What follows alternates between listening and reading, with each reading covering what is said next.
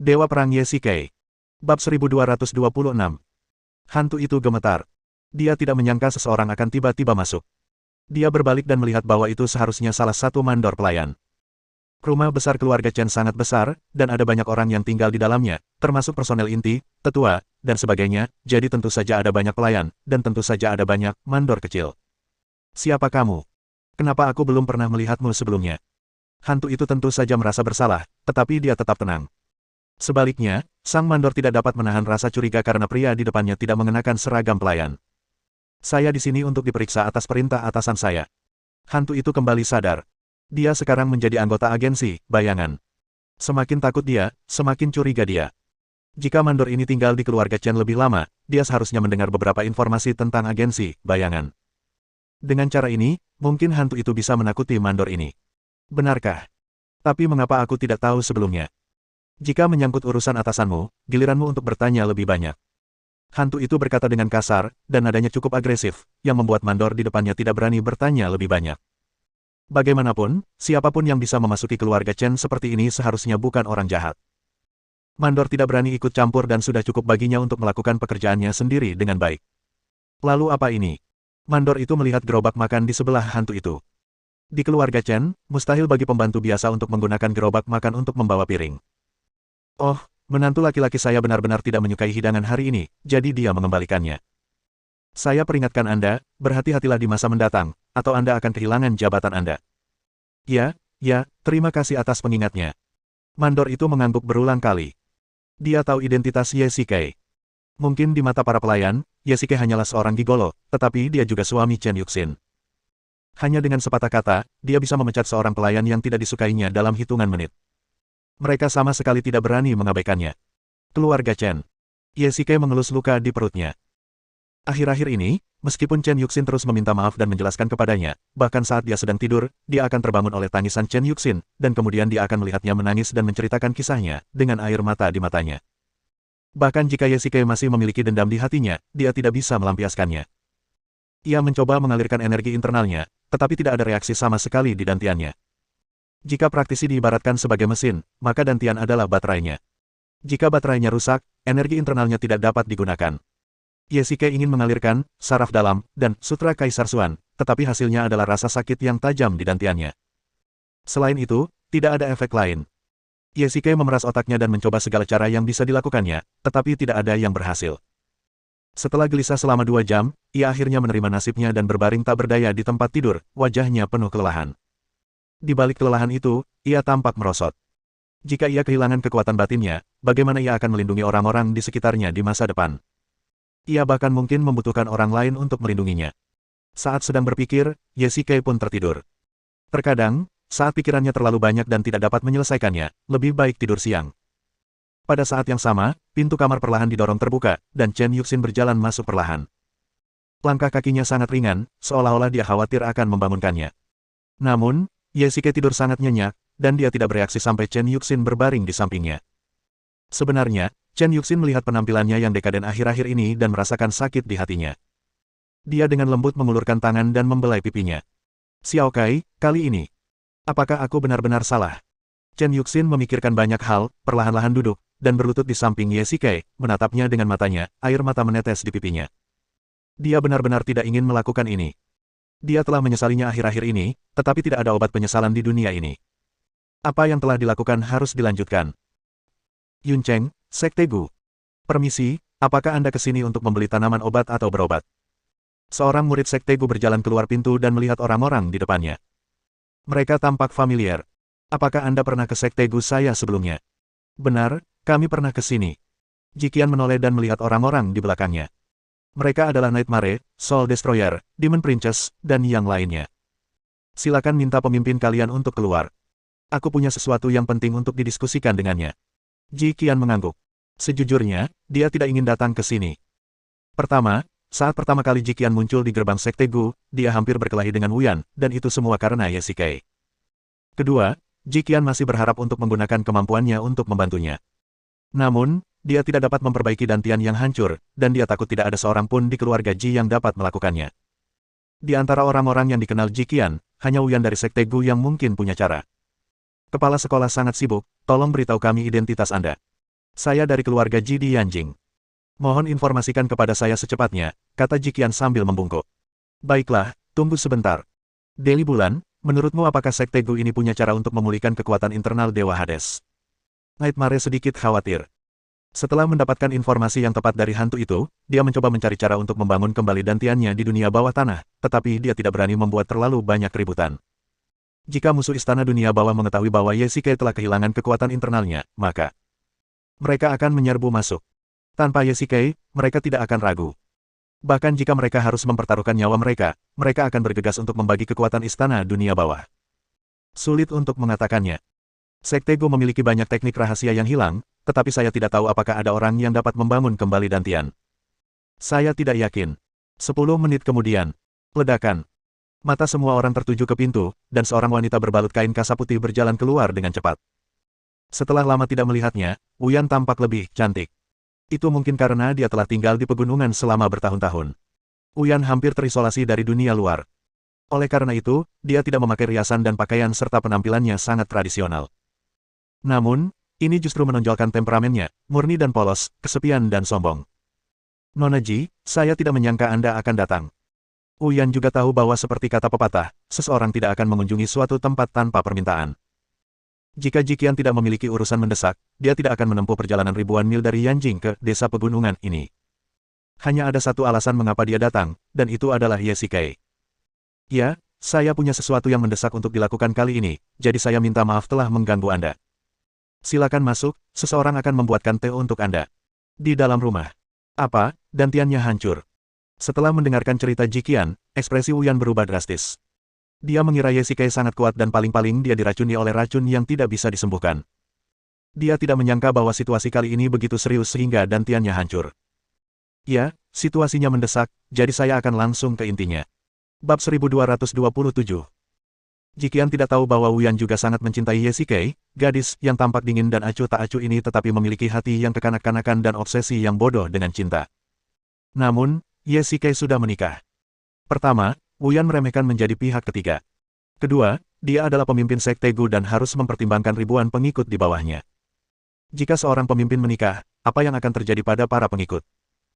Wuyan pernah mengerjai Yesike sebelumnya, tetapi itu lebih seperti seorang gadis muda yang sengaja mengerjai untuk menarik orang yang disukainya, untuk menarik perhatian Yesike. Ini sama sekali berbeda dengan menghancurkan dantiannya. Ketika dia mendengar bahwa Chen Yuxin yang melakukannya, jejak kebencian melintas di mata Wuyan yang dingin. Dengan kepribadiannya, dia pasti berpikir bahwa dialah satu-satunya yang bisa menindas Yesike, tidak ada orang lain yang bisa. Untuk kembali ke pokok bahasan, dantian adalah tempat terpenting bagi seorang kultivator. Ini bukan hanya tentang kekuatan internal. Jika dantian seorang kultivator dihancurkan secara paksa, itu akan mengancam jiwanya. Bahkan jika dia tidak mati, rentang hidupnya akan sangat berkurang.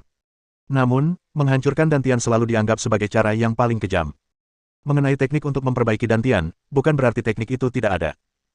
Wuyan membaca buku-buku dan koleksi kuno ketika dia sedang menyendiri untuk berkultivasi. Jikian sudah dianggap banyak membaca, tetapi masih belum sebaik Wuyan. Dia ingat bahwa saat itu, Wuyan melihat metode perbaikan dantian dalam sebuah buku kuno. Menyisir meridian dan kemudian memasukkan energi yang kuat mungkin dapat membantu memperbaiki dantian. Namun, ini hanya merupakan kejadian dengan probabilitas kecil. Bahkan dengan bantuan seorang master, itu hanya akan meningkatkan tingkat keberhasilan sedikit. Ada sangat sedikit contoh keberhasilan yang tercatat dalam buku-buku kuno. Selain itu, metode ini belum digunakan selama hampir 30 tahun. Bahkan Wuyan belum pernah mencobanya. Bagaimana menurutmu, Wuyan, apakah kamu punya ide? Jikian menatap Wuyan penuh harap. Sekarang, dia adalah harapan seluruh istana dunia bawah. Melihat kerutan di dahi Wuyan, hati semua orang melayang di udara. Aku punya cara, tapi... Wuyan ingin melanjutkan, tetapi ketika kata-kata itu sampai di bibirnya, dia menelannya kembali. Menurut metode ini dalam buku-buku kuno, jika berhasil, itu akan menjadi keajaiban. Tetapi jika gagal, fisik orang biasa tidak akan mampu menahan masukan energi sebesar itu. Jika gagal, Yesike akan langsung mati karena kerusakan pada organ dalamnya. Saya tidak yakin, jadi saya tidak berani mengambil kesimpulan. Wuyan berdiri dan mondar-mandir dengan cemas. Semua orang saling memandang. Menghadapi jawaban ini, seolah-olah mereka telah memberikan harapan dan keputusasaan. Jadi, masih ada harapan. Jikian mencoba menghibur semua orang, dan juga menghibur dirinya sendiri. Setidaknya, masih ada harapan, dan ini adalah awal yang baik. Yesike selalu menjadi orang yang tangguh. Dari pengalaman masa lalunya, dia hanya selangkah lagi dari sabit dewa kematian. Bukankah dia mengubah bahaya menjadi keselamatan? Yah, memang ada jalan, tapi risikonya terlalu besar. Uyan menggelengkan kepalanya tak berdaya. Kalian semua datang dari jauh, dan kalian pasti lapar dan lelah. Aku akan menyuruh seseorang menyiapkan jamuan makan. Begitu dia selesai berbicara, Uyan menatap Jiqian. Kalian semua harus makan sesuatu dulu. Jiqian mengerti dan memberi isyarat agar semua orang keluar terlebih dahulu. Mereka telah berada di pesawat selama beberapa jam dan memang sedikit lapar, tetapi Uyan memiliki sesuatu yang lebih penting untuk dikatakan kepada Jiqian secara pribadi. Uyan membawa Jiqian ke gunung belakang Sekte Gu. Sepanjang jalan, Jiqian melihat banyak murid Sekte Gu memetik tanaman obat di ladang tanaman obat di gunung. Saat mereka masuk lebih dalam, ada lebih banyak penjaga di sepanjang jalan. Jiqian menyadari bahwa dia seharusnya sudah sampai di bagian dalam Sekte Gu. Setelah berjalan selama lebih dari 20 menit, kedua wanita itu sampai di sebuah gua. Ini adalah perpustakaan Sekte Gu. Buku kuno yang mencatat cara memperbaiki dantian ada di dalam. Uyan memberi isyarat kepada penjaga untuk membuka pintu, dan Jiqian mengikutinya dari belakang. Meskipun gua itu tampak sangat primitif, ada rak-rak buku yang tertata rapi di dalamnya, dan rak-rak itu dipenuhi dengan banyak buku kuno. Uyan menjentikkan jarinya dengan ringan, dan ribuan lampu minyak menyala pada saat yang bersamaan. Meskipun tidak ada lampu listrik, kecerahan cahaya lilin itu tepat. Jiqian dapat melihat dengan jelas saat itu dan tidak dapat menahan rasa kagumnya. Diperkirakan sebelumnya ada jutaan buku kuno di sini. Tidak heran tempat itu disebut perpustakaan. Aku ingat, buku itu seharusnya ada di sini. Uyan mengetukkan jari kakinya dengan ringan, melompat ke lantai 2 dengan mudah, mengeluarkan sebuah buku kuno dari rak buku dan menyerahkannya kepada Jiqian. Buku itu menguning dan kertasnya agak usang. Jika diperhatikan dengan saksama, bahkan bahan kertasnya pun tua. Meski berada di dalam gua, paviliun koleksi buku ini sangat kering. Ini juga demi pelestarian buku-buku kuno yang lebih baik. Buku-buku kuno ini masih tetap seperti ini setelah dirawat dengan saksama. Sangat jelas bahwa buku kuno ini benar-benar memiliki sejarah yang panjang. Jiqian memiliki pemahaman mendalam tentang sastra Tiongkok kuno. Ia dapat memahami teks-teks yang tampaknya sangat tidak jelas bagi orang luar. Meskipun buku-buku kuno itu sudah tua, untungnya tulisan tangannya jelas dan dapat dikenali. Jika tidak, ia akan benar-benar tidak tahu apa-apa. Jiqian menemukan sebuah meja dan membolak-balik buku kuno itu beberapa kali. Sebelum dia menyadarinya, hari sudah gelap dan dia menutup buku itu. Jadi, apakah kamu punya ide? Berjalan menuruni tangga, Uyan tampaknya telah menunggu lama. Kau benar. Melakukan hal ini sangat berisiko, dan aku khawatir kita tidak dapat menemukan begitu banyak ahli. Nada bicara Jiqian sedikit kecewa. Jelas bahwa tingkat keberhasilan rencana ini terlalu kecil. Saya punya seorang ahli, dan dia senang membantu kita. Siapa ini? Kau akan tahu sebentar lagi. Uyan berpura-pura misterius. Setelah mendengar ini, Jiqian memaksakan diri untuk bersorak. Harapan itu seperti benang sutra tipis. Akan menjadi keajaiban jika mereka bersatu satu persatu. Akan menjadi hal yang baik jika ada ahli yang bersedia membantu. Kau sudah lama menonton, ayo kita makan sesuatu dulu. Uyan menunjuk ke langit di luar, yang sudah gelap gulita. Orang-orang yang kau bawa sudah menunggumu di luar selama beberapa jam. Uyan, bukankah kau mengatakan sebelumnya bahwa ada seorang ahli yang bersedia membantu kita? Sekarang, bisakah kita bertemu dengannya? Setelah menghabiskan makanannya, Jiqian akhirnya mendapatkan kembali sebagian semangatnya. Kesulitan harus selalu dihadapi. Jika dia begitu tertekan sekarang, maka Nightmare, Soul Destroying, Moji dan yang lainnya akan lebih kecewa. Yah, dia baru saja tiba. Ikutlah denganku.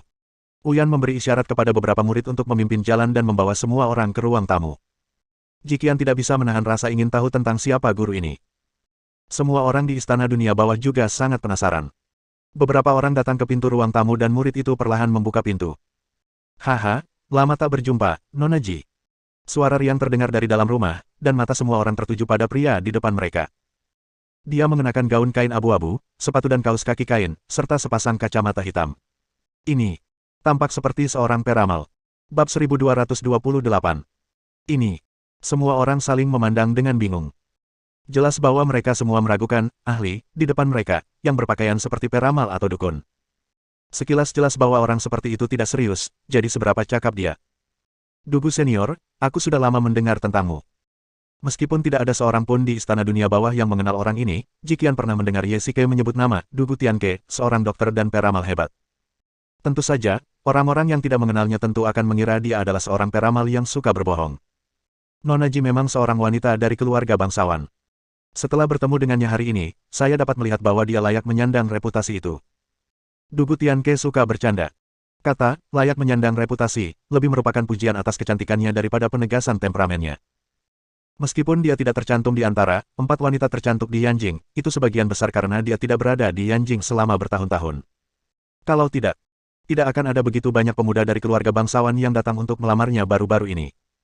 Perkenalkan, ini Senior Dugu, seorang tabib ajaib yang terkenal. Jiqian menoleh dan berkata kepada orang-orang di belakangnya. Aku sudah banyak mendengar tentangmu. Aku sudah banyak mendengar tentangmu. Bagaimana, Nona Ji, apakah Anda puas dengan guru ini? Uyan juga berjalan ke ruang tamu. Yang lain tidak tahu kemampuan Dugu Tianke, tetapi Jiqian mengetahuinya dengan baik. Dia jelas seorang guru. Meskipun Uyan dingin dan sombong, sebagai pemimpin sekte Gu, dia tetap menghormati Dugu Tianke. Tentu saja aku puas. Jiqian sangat gembira. Dengan bantuan Dugu Tianke, tingkat keberhasilan pemulihan Dantian dapat ditingkatkan setidaknya 30%. Senior Dugu, apakah Anda punya cara untuk membantu bos saya memulihkan kekuatan batinnya? Nyeon ragu-ragu, tetapi tetap ingin menguji kekuatan Dugu Tianke. Baiklah, untuk situasi spesifiknya, aku perlu memeriksa sendiri orang yang terluka itu sebelum aku bisa membuat penilaian. Dugu Tianke tidak membanggakan diri, tetapi berbicara dengan gaya yang asal-asalan, yang membuat semua orang semakin meragukan kemampuannya. Namun, Jiqian dan Wu Yan ada di sini, jadi meskipun mereka tidak puas, mereka tidak akan mengatakannya dengan lantang. Itu merepotkan. Sekarang dia tidak mau keluar, dan kita tidak bisa masuk. Jiqian sedikit khawatir setelah mendengar ini. Sikap Yesike sangat negatif, dan penjaga keluarga Chen sangat ketat. Sekarang dengan Tuan Dugu Tianke, Jiqian memindahkan beberapa tetua dari keluarga, tetapi bahkan jika semua ini disiapkan, tidak akan ada gunanya jika Yesike tidak keluar. Selain itu, rencana ini masih memiliki risiko, dan itu adalah risiko bagi kehidupan. Apakah itu harus dilakukan pada akhirnya, itu juga tergantung pada persetujuan Yesike. Aku tidak menyangka bahwa setelah beberapa bulan tidak bertemu denganmu, temanku menjadi begitu dekaden. Dugu Tianke merasa sangat kecewa setelah mendengar tentang situasi Yesike. Dia duduk di kursi dan mendesah berulang kali. Ini bukan sepenuhnya salah bos. Dia tidak mau keluar bukan hanya demi Chen Yuxin. Itu karena anak itu. Sebelum Moji sempat menyelesaikan perkataannya, Jiqian sudah berbicara terlebih dahulu. Ini adalah titik paling kritis dalam pernikahan. Yesike tidak bisa pergi. Jika dia pergi, dia akan benar-benar hancur dan menjadi pria tak berperasaan yang meninggalkan istrinya. Chen Yuxin berulang kali menyakiti Yesike atas nama cinta, dan bahkan membuatnya cacat. Secara alami, ia menjadi depresi mental dan bahkan membenci Chen Yuxin dan ingin membalas dendam padanya, tetapi demi anak-anaknya, ia harus menelan buah yang paling pahit sekalipun. Senior Dugu, seberapa yakin kamu bisa berhasil? Fokus Nightmare adalah pada apakah metode dalam buku-buku kuno dapat memperbaiki Dantian, dan jika gagal, apakah nyawa Yesike akan dalam bahaya? Wah, tulang-tulang sahabat Ye sangat luar biasa, dan aku menghitungnya dengan jari-jariku. Meskipun sahabat Ye dalam situasi yang sulit, dia akan tetap bangkit di masa depan. Jadi, kali ini seharusnya menjadi berkah tersembunyi. Dugu Tianke menjepit jarinya dan berkata kepada semua orang. Saat ini, Meng Yan sedikit tidak sabar. Mereka sudah lama berada di barat dan tidak tahu banyak tentang meramal. Di mata mereka, Dugu Tianke hanyalah seorang peramal yang berbicara omong kosong. Alhasil, Meng Yan tidak menjawab setelah mendengarkan, tetapi hanya duduk di samping dan minum teh. Uyan, apakah kamu punya cara lain untuk memperbaiki Dantian? Jiqian dan Uyan berjalan keluar dari ruang tamu. Jiqian selalu merasa bahwa metode ini agak berbahaya. Uyan adalah pemimpin sekte Gu. Ada ribuan dan ribuan berbagai jenis serangga Gu di sini. Seharusnya ada serangga Gu yang menargetkan Dantian. Ini. Aku khawatir ini benar-benar tidak akan berhasil. Uyan menggelengkan kepalanya. Beberapa cacing Gu yang dibudidayakan oleh sekte Gu digunakan untuk menyelamatkan orang, beberapa digunakan untuk menyembuhkan orang, dan beberapa digunakan untuk membunuh orang. Namun, aku hanya melihat cacing Gu yang dapat memperbaiki Dantian di buku-buku kuno, dan aku tidak memiliki bibit cacing di sini. Sangat disayangkan. Aku khawatir meskipun Yesike bersedia mengambil risiko, Chen Yuxin pasti tidak akan mau melakukannya. Dia pasti tidak ingin melakukannya. Uyan menyela Jiqian sebelum dia bisa menyelesaikannya. Chen Yuxin mengambil risiko ditentang oleh Yesike, dan Dantiannya juga akan hancur. Bagaimana dia bisa dengan mudah setuju untuk membiarkan semua orang memperbaikinya? Chen Yuxin melakukan ini karena motif egois. Dia ingin mengendalikan tindakan Yesike. Keluarga Chen mendesis. Yesike tiba-tiba terbangun dari mimpinya, tubuhnya sangat dingin sehingga dia tidak bisa berhenti gemetar. Sialan, ini benar-benar efek samping dari kehilangan. Xiaokai, ada apa denganmu? Chen Yuxin juga terbangun dari mimpinya. Melihat kemunculan Yesike, dia langsung bereaksi dan mengeluarkan sebotol bubuk perak dari laci meja. Itu adalah dissipation. Kemarilah, Xiaokai. Chen Yuxin menyuntikkan aliran energi internal ke dalam tubuhnya, membuatnya merasa nyaman untuk sementara. Dia mengulurkan tangan dan membaringkannya di tempat tidur dan meletakkan botol itu di depan hidungnya. Panggilan. Ye Shikai menarik napas ringan, dan tubuhnya tiba-tiba terasa rileks. Penghilangan ini dirancang khusus untuk para praktisi, belum lagi dia sudah menjadi orang biasa. Tanpa penghilangan, dia tidak akan bisa tidur malam ini. Xiao Kai, apakah kamu masih merasa tidak nyaman? Chen Yuxin memeluk lehernya, dan keduanya berpelukan erat. Chen Yuxin tampaknya tidak menyadari seberapa besar dampak penghamburan ini terhadap Ye Shikai. Saat itu, dia hanya menggunakan metode ini untuk mengendalikan Ye Shikai dengan lebih baik. Namun, jika seseorang bergantung pada penghamburan untuk waktu yang lama, fungsi tubuh orang tersebut akan mulai merosot, dan seiring meningkatnya ketergantungan, dampaknya pada tubuh akan menjadi lebih besar. Tidak buruk. Setelah Ye Shikai tenang, dia perlahan menyadari bahwa kerusakan yang disebabkan oleh pemborosan padanya tidak dapat berlanjut. Xiao Xin, apakah ada penawar untuk penyakit ini? Tanya Ye Shikai. Xiao Kai, aku tidak punya pertimbangan waktu itu. Jangan khawatir, aku sudah meminta seseorang untuk mengembangkan penawarnya dan hasilnya akan terlihat dalam waktu dekat. Bab 1229. Ye Shikai benar-benar tidak tahan dengan penampilannya saat ini. Dia seperti pecandu narkoba, dan orang yang tidak berguna yang tidak bisa berjalan tanpa menghilang. Dan semua ini berkat Chen Yuxin. Memikirkan hal ini, hati Ye Shikai dipenuhi dengan kemarahan. Berbalik ke samping, Ye Shikai mengabaikan Chen Yuxin apapun yang dikatakannya. Selain secara bertahap menghilangkan energi internal praktisi, penghilangan juga memiliki efek yang lebih mengerikan. Ye Shikai akan berhalusinasi dari waktu ke waktu, dan dia bisa merasakan perubahan dalam mentalitasnya sendiri selama beberapa hari ini. Sensitif, curiga, dan mudah lupa dari waktu ke waktu. Xiao Kai, apakah kamu sedang mengamuk? Chen Yuxin tidak marah atau tidak sabar saat melihat ini, tetapi yang terpenting, tidak ada rasa bersalah dalam nada suaranya. Secara umum, Chen Yuxin telah melakukan begitu banyak hal untuk menyakitinya, bahkan jika itu adalah keputusan yang dibuat dengan tergesa-gesa seperti yang dikatakannya, dia tetap harus merasa bersalah. Meskipun Chen Yuxin memang telah memohon Ye Shikai untuk memaafkannya dalam beberapa hari terakhir, ketika dia menggunakan disipate pada Ye Shikai, dia sama sekali tidak merasa bersalah. Jelas bahwa disipate ini jelas bukan hal yang baik. Penggunaan jangka panjang akan menjadi bunuh diri kronis bagi tubuh, tetapi ketika Chen Yuxin menggunakannya padanya, dia merasa tenang, seolah-olah ini bukan disipate, tetapi obat flu yang tidak bisa lebih dari biasa. Benar, Xiao Kai, kamu sudah dewasa, tapi masih saja marah. Chen Yuxin terkekeh. Kau, dasar wanita jahat, apa kau tidak tahu apa yang telah kau lakukan padaku? Ye Shikai berkata dengan dingin. Chen Yuxin mungkin tidak menyangka bahwa Ye Shikai yang sebelumnya tenang, tiba-tiba menjadi begitu marah. Senyum di wajahnya perlahan membeku. Xiao Kai, jika kau berkata begitu, kau sengaja membuatku marah. Chen Yuxin meletakkan tangannya di dadanya dan menyuntikkan semburan kekuatan internal ke dalam tubuhnya. Ah! Ye Shikai menjerit kesakitan, seluruh tubuhnya terasa dingin dan dia gemetar tanpa henti. Kemudian, semua otot di tubuhnya mulai bergetar, seolah-olah ada jutaan semut yang merayapi dagingnya. Kemudian, ada rasa sakit yang tajam di sekujur tubuhnya. Perasaan ini seperti ada serangga yang merayapi seluruh tubuhnya, menggigitnya. Itu sangat menyakitkan sehingga dia merasa seperti berada di api penyucian. Sudah berakhir. Efek samping, penghilangan, telah dimulai lagi. Ye Shikai menggeliat dan berguling-guling di tempat tidur karena kesakitan, mencoba meredakan rasa sakit di tubuhnya. Tanpa diduga, Chen Yuxin benar-benar dapat menggunakan kekuatan internalnya untuk memicu efek samping, penghilangan. Cepat, hilangkan, cepat, berikan padaku. Kemeja Ye Shikai sudah basah oleh keringat, dan dia mengulurkan tangannya ke arah Chen Yuxin dengan kesakitan. Rasa sakit seperti ini hanyalah siksaan. Xiao Kai, apakah ini yang kau inginkan? Chen Yuxin mengambil botol berisi dissipation dan menggoyangkannya di tangannya. Dia melakukannya dengan sengaja. Dia melihat Ye Shikai memohon dengan putus asa, tetapi dia tetap acuh tak acuh. Kau, berikan padaku dengan cepat. Ye Shikai mencoba menopang tubuhnya. Jarak dari telapak tangannya ke botol kecil itu hanya 30 cm, tetapi Ye Shikai merasa bahwa setiap langkah maju menyebabkannya kesakitan yang luar biasa. Tepat saat dia hendak menyentuh botol kecil itu, Chen Yuxin tiba-tiba mengulurkan tangannya ke belakang dan menatap botol di tangannya dengan menggoda. Ye Shikai tidak mendapatkan botol itu, tetapi kehilangan keseimbangan dan langsung jatuh dari tempat tidur ke tanah. Xiao Xin, cepat berikan padaku, ini benar-benar sakit. Ye Shikai menahan rasa sakit yang luar biasa, bahkan membalikkan tubuhnya pun terasa sangat tidak nyaman. Xiao Kai, aku bisa menghilang untukmu, tapi aku ingin kau memohon padaku.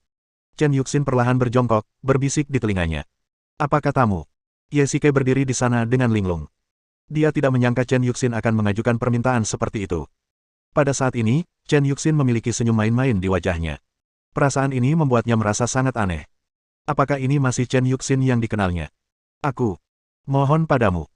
Ye Shikai menahan rasa sakitnya pada awalnya, tetapi setelah beberapa menit, dia benar-benar tidak tahan dengan rasa sakit yang menembus jauh ke dalam sumsum tulangnya.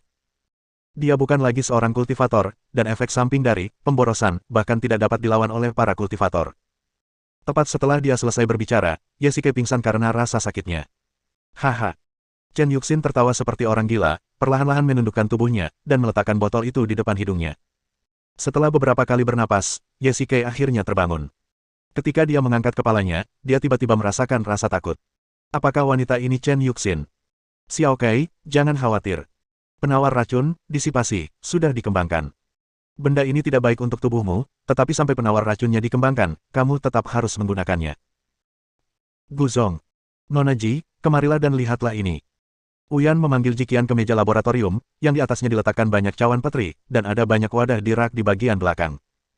Disinilah Uyan seharusnya membudidayakan serangga beracun. Uyan menunjuk ke cawan petri di tangannya, yang di dalamnya terdapat beberapa serangga kecil, putih gemuk. Apa ini? Jiqian bertanya dengan rasa ingin tahu. Serangga beracun semacam ini dapat melindungi meridian jantung seseorang untuk sementara waktu dan menyeimbangkan energi internal. Meskipun tidak terlihat bagus, serangga ini sangat berguna. Uyan menaburkan sedikit bubuk di cawan petri, yang tampak seperti pakan. Apa gunanya ini? Tentu saja berguna. Ikuti metode dalam buku-buku kuno untuk membantunya memperbaiki dantiannya. Bagian yang paling berbahaya adalah organ dalamnya hampir tidak dapat menahan masukan energi, jadi serangga beracun semacam ini akan sangat efektif. Setelah mengatakan ini tanpa berkata-kata, Jiqian juga memahaminya sepenuhnya. Dalam hal ini, serangga beracun putih dan gemuk ini masih menjadi asuransi untuk menyelamatkan nyawa Ye Shikai. Begitu ya. Kalau begitu, selama kita punya serangga beracun ini, kita bisa menyelamatkan nyawanya. Itulah yang kumaksud. Namun, bahkan dengan bantuan serangga beracun dan dokter suci yang kesepian, itu tidak akan 100% aman. Saya mengerti. Tidak ada operasi yang bisa sepenuhnya berhasil. Jiqian mengangguk. Terlebih lagi, apa yang akan mereka selesaikan adalah perbaikan dantian, yang belum pernah dicoba selama lebih dari 30 tahun. Butuh waktu setidaknya sebulan agar serangga beracun ini tumbuh sepenuhnya. Nona Ji bisa tinggal di sini lebih lama. Ini. Sepertinya tidak. Aku harus kembali ke keluargaku. Tapi jangan khawatir, aku akan kembali setelah beberapa saat. Jiqian ragu-ragu. Ada banyak hal yang menunggunya untuk ditangani di keluarga Ji. Selain itu, jika dia tidak kembali selama sebulan, dia akan mengkhawatirkan Ye Shikai. Kalau begitu, jaga dirimu baik-baik. Satu hal lagi, untuk memperbaiki dantian, kita perlu mengundang beberapa master kultivasi untuk membantu menyalurkan energi internal. Nona Ji perlu mengurus perekrutan personel. Bab 1230. Uyan tidak menghalangi Jiqian. Keduanya memiliki identitas yang berbeda dan posisi yang berbeda pula. Ji Tao bermaksud untuk melatih Jiqian agar menjadi kepala keluarga berikutnya, jadi selain urusan kuil bulan, Jiqian juga harus mengurus urusan keluarga. Terlebih lagi, meskipun dia menunggu di sini, laju pertumbuhan serangga itu tidak akan bertambah cepat. Hari ini sudah malam. Aku akan meminta murid-muridku untuk membersihkan kamar. Nona Ji bisa pergi besok pagi setelah dia beristirahat. Uyan mengangguk sedikit. Murid-murid di sekitarnya mengerti dan membawa Jiqian ke sebuah villa kayu. Meskipun tidak semewah villa-villa di resor, dekorasi di dalamnya sudah lengkap. Ada juga banyak bunga segar di dalamnya. Wangi bunga memenuhi ruangan, yang membuat Jiqian merasa rileks secara fisik dan mental. Guru meminta saya untuk menjamu teman-teman Anda. Jangan khawatir. Jika Anda membutuhkan sesuatu, silakan beritahu saya kapan saja. Murid terkemuka Sekte Gu itu membungkuk dan berbalik untuk pergi. Jiqian masuk ke kamar. Dia kelelahan secara mental karena apa yang telah terjadi beberapa hari terakhir. Namun, dia merasa sulit untuk tertidur saat berbaring di tempat tidur. Dia selalu memikirkan Ye Shikai. Terakhir kali di Crown Hotel, dia pernah berselisih dengan Chen Yuxin. Dia akhirnya mengerti bahwa jika Ye Shikai tinggal bersama Chen Yuxin, dia akan disiksa. Ya, seperti yang dikatakan Chen Yuxin. Tidak peduli apakah Ye Shikai menikah dengan Su Qingyu atau Chen Yuxin, dia tidak pernah melupakan Ye Shikai dan dia selalu mengkhawatirkannya. Jiqian telah mengambil keputusan dan tidak akan pernah membiarkan Chen Yuxin menyakitinya lagi. Namun, semua orang dapat memahami pikirannya kecuali Ye Shikai, karena Chen Yuxin sudah hamil. Bahkan jika Ye Shikai tidak dapat menerimanya, dia tidak dapat menceraikannya begitu saja. Seperti pasangan yang sudah memiliki anak. Meski sudah tidak bersama lagi, mereka tetap sangat berhati-hati dalam hal perceraian. Selama mereka masih punya hati nurani dan mencintai anak mereka di dalam hati, mereka tidak akan bercerai sampai menit terakhir. Ketika Jiqian memikirkan hal ini, dia hampir pingsan. Dia berharap bisa Menggugurkan kandungan Chen Yuxin. Tentu saja, ini hanya sesuatu yang dia katakan dalam kemarahan. Jiqian juga seorang wanita, jadi tentu saja dia memiliki cinta alami untuk anak-anak. Terlebih lagi, itu adalah anak Ye Shikai. Saat dia berpikir, Jiqian tidak lagi merasa mengantuk. Dia bangkit dari tempat tidur, mengenakan gaun kasa panjang, dan duduk sendirian di ruang tamu. Sejujurnya, dia harus berterima kasih banyak kepada Wu Yan. Terakhir kali, dia bertengkar dengan Wu Yan di luar Gu Zhong karena kesalahpahaman. Kali ini, ketika dia mendengar bahwa Ye Shikai dalam masalah, reaksi pertamanya adalah membantu, dan dia melakukannya tanpa ragu-ragu. Tentu saja, Jiqian tidak tahu bahwa Wu Yan telah meminta Ye Shikai untuk menikahinya. Tentu saja, kata-kata yang keluar dari mulut seorang gadis berusia 18 tahun ini terdengar lebih seperti permintaan tidak masuk akal yang dibuat oleh seorang anak yang keras kepala. Namun, Chen Yuxin berbeda. Dia adalah kekasih masa kecil Ye Shikai. Keduanya memiliki dasar cinta. Namun, setelah 8 tahun, mereka menjadi terasing dan semakin menjauh. Setelah akhirnya sampai di Guzhong, Jiqian berencana untuk jalan-jalan. Sebelumnya, dia telah melihat banyak bunga dan tanaman yang ditanam di gunung belakang Guzhong. Selain itu, Guzhong terletak jauh di pegunungan, jadi udaranya sangat bagus. Saat malam tiba, ada langit berbintang di sini, yang tidak dapat dilihat di kota. Apa yang terjadi, Nona Ji? Apakah Anda sedang melihat bintang-bintang sendirian? Pada saat ini, sebuah suara yang kuat dan bertenaga tiba-tiba terdengar dari belakang. Ketika saya menoleh, ternyata itu adalah Dugu Tianke. Dugu senior. Jiqian membungkuk dalam-dalam dan mengangguk padanya untuk menunjukkan rasa hormatnya. Ada apa? Kamu kelihatan sangat kebingungan. Sekarang sudah larut malam. Kamu tidak mau tidur lagi? Tanya Dugu Tianke penasaran. Di mana orang tua itu? Haha, aku sudah tua. Aku kurang tidur, jadi tidak masalah jika aku tidur larut malam. Dugu Tianke tertawa terbahak-bahak. Senior, bisakah kamu meramal nasibku? Jiqian tiba-tiba berdiri dan bertanya. Baiklah. Baiklah, biar aku saja yang meramal nasibmu. Dugu Tianke mengangguk, dan mereka berdua sampai di sebuah pavilion. Dugu mengeluarkan barang-barang ramalan yang dibawanya. Orang tua, aku hanya bertanya padamu, apakah Nona Ji benar-benar percaya pada ramalan? Dugu Tianke tiba-tiba berkata. Sebenarnya, aku seorang ateis. Jiqian berkata dengan agak canggung. Meskipun mengatakan hal ini akan membuat Dugu agak malu, dia tidak ingin berbohong lebih jauh. Ya, Jiqian tidak percaya pada hal-hal takhayul itu, tetapi situasi kali ini istimewa. Haha, sebenarnya kamu benar. Ramalan adalah sesuatu yang manjur jika kamu mempercayainya, tetapi tidak jika kamu tidak mempercayainya. Dunia ini sama untuk semua orang, tetapi karena setiap orang berpikir berbeda, dunia ini juga berbeda, kan? Dugu Tianke tertawa terbahak-bahak. Dengan kata lain, ramalan hanya untuk kenyamanan psikologis. Jika kamu benar-benar dapat meramal nasibmu, lalu mengapa kamu harus bekerja keras? Terima kasih atas bimbinganmu, guru. Dugu Tianke memperhatikan tangan halus Jiqian dengan saksama, sambil berpikir. Terakhir kali aku memberitahu Ye Xiaoyou bahwa dia ditakdirkan untuk mengalami kemalangan dalam percintaan. Sekarang tampaknya akulah yang telah melakukan kesalahan. Dugu bergumam sambil melihat telapak tangan Jiqian. Seniorlah yang menghitungnya dengan akurat. Faktanya, meskipun ada orang yang dapat meramal nasib di dunia ini, mereka mungkin tidak dapat mengubah nasib. Dugu Tianke tiba-tiba berkata, nasib adalah sesuatu yang tidak dapat dihindari jika Anda menginginkannya, dan Anda akan menemuinya bahkan jika Anda tidak menginginkannya. Sebab, mereka yang dapat meramal takdir juga merupakan bagian dari takdir. Misalnya, meskipun Dugu Tianke telah mengingatkan Ye Shikai bahwa ia akan mengalami malapetaka bunga persik, tidak seorang pun dapat memahami apa itu malapetaka bunga persik karena situasi setiap orang berbeda. Mungkin bagi orang biasa, dikhianati oleh kekasih adalah malapetaka bunga persik, tetapi bagi Ye Shikai sulit untuk mengatakannya. Nasib Nona Ji. Sebelum menginjak usia 30, dia mengalami banyak kemunduran. Bisa dikatakan dia mengalami banyak nasib buruk. Dia mengalami banyak hal, termasuk cinta, kasih sayang keluarga, pengkhianatan, dan situasi hidup dan mati. Namun untungnya, dia mampu mengubah bahaya menjadi keselamatan setiap saat. Apakah ini dianggap sebagai karma? Tanya Jiqian. Bisa dibilang begitu, beberapa hal memang tidak bisa dihindari, tapi karena kita bisa mengubah bahaya menjadi aman, itu pertanda baik. Dugu Tianke melanjutkan, dan tiba-tiba, wajahnya berubah drastis, alisnya berkerut, dan dia menatap telapak tangan Jiqian. Senior, apakah ada yang ingin Anda katakan? Jiqian menyadari ketidaknormalan di wajahnya. Mungkin tidak semudah itu membuat lelaki tua yang tenang seperti itu menunjukkan ekspresi seperti itu. Tidak ada, tapi aku tidak bisa menceritakan separuh kehidupan Nona Ji sekarang. Rahasianya tidak boleh diungkapkan. Kalau begitu, aku tidak akan mempermalukanmu, senior. Jiqian tidak bertanya lebih jauh. Seperti yang baru saja dia katakan, jika takdir tidak dapat dihindari, mengapa repot-repot mengetahuinya dengan jelas sedini ini? Bersambung.